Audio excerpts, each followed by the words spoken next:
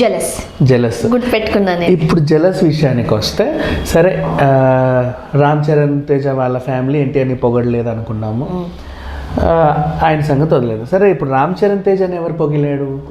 బేసిక్గా వాళ్ళ తండ్రి, బాబాయ్, ఓన్లీ ఫ్యామిలీ మెంబర్స్. అండ్ మిగతా వాళ్ళు ఎవరు పొగడట్లా. అంటే లైక్ ఇప్పుడు ఫర్ ఎగ్జాంపుల్ నితిన్ గారు తోటి హీరోనే. అవును, అంటే నేను పేర్లు చెప్పినది మళ్ళీ వాళ్ళని ఫీల్ అవ్వకూడదు, but I just want to tell them. అందరి పేర్లు చెప్పేద్దాం, నష్టమేం లేదు. వై? బికాజ్ అంటే పవన్ కళ్యాణ్ నాకు హార్డ్ కోర్ ఫ్యాన్ అది ఇది అంటారు కదా, he can appreciate his hero. మొన్న శర్వానంద్ నాకు మంచి ఫ్రెండ్ అది ఇది ఇది అని చెప్పినప్పుడు he can also appreciate. Many people can appreciate. అందరూ అప్రిషియేట్ చేయొచ్చు, ఒక్కరిద్దరని ఏం లేదు. అటు అడివిశేష్ గారు, లేకపోతే రానా గారు, నాని గారు, ఎవరైనా సరే ఒకరిద్దరు. By they people are not appreciating. Even Siddharth, లేకపోతే నిఖిల్. రైట్, ఎందుకనంటే చిరంజీవి గారు, నాగార్జున గారు మంచి బాండింగ్ ఉన్న వ్యక్తులు. సో వాళ్ళ పిల్లలు కూడా అప్రిషియేట్ చేయలేదు. ఇంకా అల్లు అర్జున్ గారు అంటారు మేబీ ఈ టైంలో చేయరేమో. అమలతో కుకింగ్ షోలో కూడా అఖిల్ అండ్ శర్వానంద్ పార్టిసిపేట్ చేసి రామ్ చరణ్ తేజ గురించి చాలా బాగా చెప్పారు. అసలు యాక్చువల్గా చెప్పాలంటే ఇప్పుడు ఒక చిన్న ట్వీట్ తో అయిపోతుంది కదా మొత్తం అంతా. అంతే, ఫోన్ చేసి చెప్పడం కూడా పక్క విషయం. ఇంకెవడో ట్వీట్ పెట్టినా వెరీ నైస్ గా ఒక మెసేజ్ పెట్టినా అయిపోతుంది, లైక్ కొట్టినా ఇన్నఫ్, ఎవడు అడగట్లా నేను లైక్ కొట్టానని చెప్పుకోవచ్చు. అంతే కదా. సో ఎవరు మాట్లాడట్లేదు అంటే ఏంటి? బయట నుంచి వస్తున్నాయి ఏంటంటే, నిన్న యాంకర్ శ్యామల గారు ఒక ఇష్యూ తీసుకొచ్చారు. వీళ్ళందరికీ ఈర్ష అందుకే రావట్లేదని చెప్పుకొచ్చారు. ఇప్పుడు అసలు విషయం ఏంటంటే, లోతుగా వెళ్తే వీళ్ళందరికీ ఈర్ష కాదు, రీజన్ ఇప్పుడు అదే అన్స్టాపబుల్ షోకి మీరు జాకీ చాన్ రేంజ్ ఆర్టిస్ట్నో ఇంకెవరినన్నా తీసుకొచ్చి ఇంటర్వ్యూ చేయండి, అక్కడ కథనాలు రాస్తారు. ఏమని? ఇండియాలో మన స్టార్ వెళ్ళారు, వాళ్ళకి దేశం దాటాలంటే మనకి గొప్ప అనుకోవద్దు, వేరే వాళ్ళకి కూడా గొప్పే, వాళ్ళ ఖండాలు దాటి అక్కడ గుర్తింపు తెచ్చుకున్నారంట అని చెప్పేసి. అండ్ ఇంకొకటి, వాళ్ళెందుకు మన స్టార్లను ఇంటర్వ్యూ చేశారు అంటే, రీసెంట్లీ ఇండియాలో ఫారిన్ కంట్రీస్ వాళ్ళు పెట్టుబడులు పెట్టడానికి ఎన్ని చేసినా కూడా, అంటే బిజినెస్ వైజ్గా ఇండియాలో సినిమా కూడా ఒక పెద్ద బిజినెస్. ఇండియాలోనే ప్రేక్షకులందరూ సినిమాని బాగా ఆదరిస్తారు. పాపులేషన్ వైజ్గా ఎక్కువ పెద్దగా కంట్రీ, చాలామంది ఉన్నారు. అండ్ అలాగే సినిమాకి వాళ్ళు బాగా బ్రహ్మరథం పడుతున్నారు ఇండియన్స్. ఏ రిలీజ్ చేసినా హక్కును చేర్చుకొని కోట్ల కొల్లబెడుతున్నారు. ఫ్యాన్స్ వాళ్ళ స్టార్ల కోసం బయట దేశాలు కూడా కొట్లాడుకుంటున్నారు. వాళ్ళు ఇండియన్స్కి సినిమా స్టార్లన్నా చాలా ఇది. మన దగ్గర జస్ట్ ఒక అవెంజర్స్ ఎవరైనా మనము జస్ట్ ఒక కార్టూన్ క్యారెక్టర్స్ చూస్తాం, లేదా అలా టైప్ బొమ్మలు కొని పిల్లలకి ఇస్తాం. ఇండియాలో అలా కాదు, డిఫరెంట్. ఒక స్టార్ని గుండెల్లో పెట్టుకుంటారు, వాళ్ళు ఒక రేంజ్లో ఉంటారు, వాళ్ళ అభిమానం తీరువేరు అది వేరు. అలాంటి వాళ్ళు మన వాళ్ళని అభిమానించారంటే ఇంకా గొప్ప విషయాన్ని వాళ్ళు చెప్పుకుంటారు. అది వీళ్ళకి తెలియట్లా. వీళ్ళు జస్ట్ అక్కడికి వెళ్ళి ఒక ఇంటర్వ్యూ ఇచ్చినంత మాత్రాన ఈ జస్ట్ అన్ ఇంటర్వ్యూ. అంటే ఇప్పటివరకు ఎవరు వెళ్ళకపోవడం వల్ల ఆయన వెళ్ళాడు. అతను ఆ ఇంటర్వ్యూ ఇచ్చిన ప్రథమ వ్యక్తి మాత్రమే తప్పితే గొప్ప వ్యక్తి అని యూ కాన్ డిసైడ్.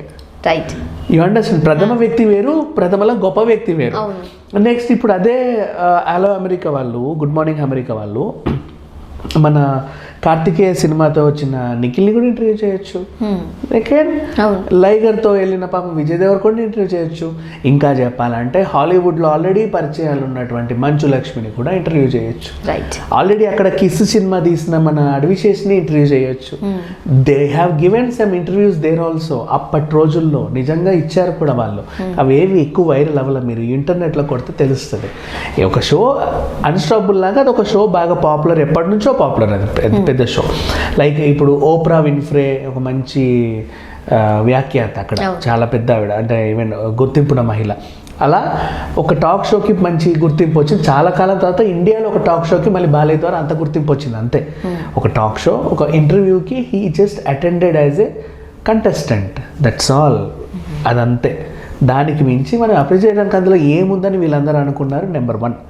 నెంబర్ 2, ఇంకో కోణంలో చాలామంది ఏంటంటే, మేము న్యూస్లో చదివినప్పుడు మాకు తెలిసి ఎన్టీఆర్ కదా అక్కడికి వెళ్ళింది, రామ్ చరణ్ తేజ వెళ్ళారేంటి, ఎన్టీఆర్కి తారకత ఉంది అంటే ఇండైరెక్ట్గా మన చిన్న హీరోలు అందరూ, లేకపోతే అప్కమింగ్ హీరోస్ అందరూ జూనియర్ ఎన్టీఆర్కి సపోర్ట్ చేస్తున్నారు అనుకోవచ్చా? సపోర్ట్ కాదు, ఆత్మాభిమానం అది. ఎందుకంటే ఆయన హాస్పిటల్లో ఉన్నప్పుడు ఎప్పుడైతే పడిపోయాడో 27th 27th 28th next day వీళ్ళు ఏం చేశారు, వాల్తేరు వీరయ్య సక్సెస్ మీట్ చేసుకున్నారు.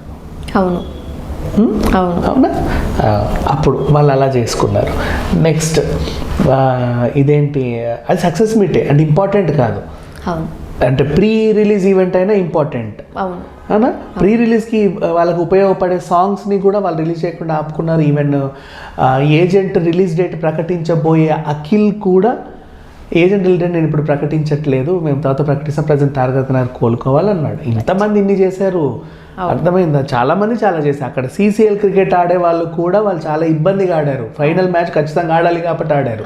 బాధలో అండ్ ఫస్ట్ గేమ్కి వెళ్ళే ముందే మౌనం పాటించి వెళ్ళారు, అన్ని చేసి వెళ్ళారు. తారకరత్న కోసమే అని కూడా చెప్పి మాట్లాడి వెంకటేష్ గారు వీళ్ళందరూ స్పందించి ఎగ్జాక్ట్లీ. ప్రీ రిలీజ్ ఈవెంట్ అంటే సినిమాకి అవసరం, ఎందుకంటే ఇప్పుడు మేము ప్రొడ్యూసర్ సినిమా తీశారు కాబట్టి వాడికి అవసరం, మీరు సపోర్ట్ చేయాలి. Success meet it's celebration, right. Postpone కూడా it's party, after party, it's celebration, right. Celebrate చేసే సిచ్యువేషన్లో మీరు ఉన్నప్పుడు పక్కన ఏదైనా జరిగినప్పుడు దాన్ని ఆపుకోవాలి. షూటింగ్లే ఆపుతారు, చాలా రోజుల టైంలో షూటింగ్సే ఆపుతారు. అవును. అలాంటిది celebration you can postpone, at least postpone, అంతేమించి ఏం లేదు. కావాలంటే ఆ సినిమా మళ్ళీ ఓటీటీకి వస్తుంది కదా, అప్పుడు కూడా చేసుకో సక్సెస్ మీట్, ఇంకా మీకు అది ఓటీటీకి ప్లస్ అవుద్ది, రైట్. అప్పుడే చేయాలని అట్లా.